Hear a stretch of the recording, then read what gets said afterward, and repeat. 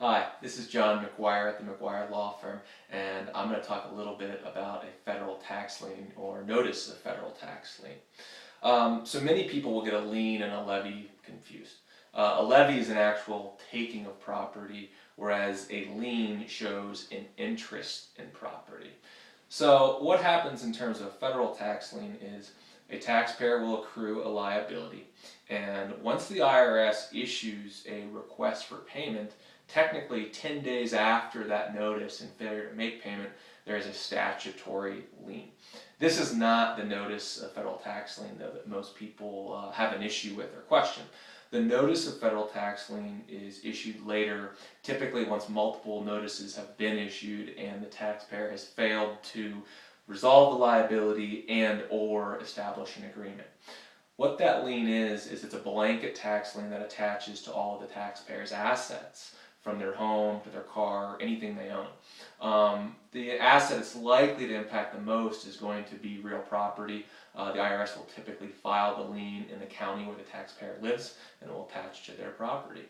So what could happen is, for example, say you go to sell your home, you're selling it for $350,000, you owe $250,000 on the mortgage, so you're anticipating getting $100,000.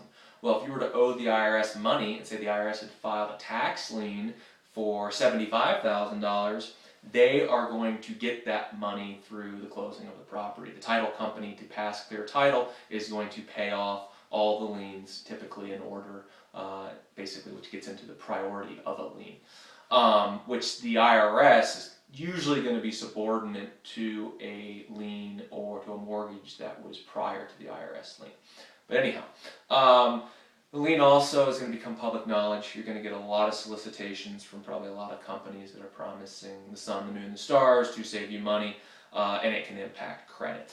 So it obviously is something you would want to prevent. It can be prevented if certain actions are taken, but of course the IRS can always file that lien if a debt is owed.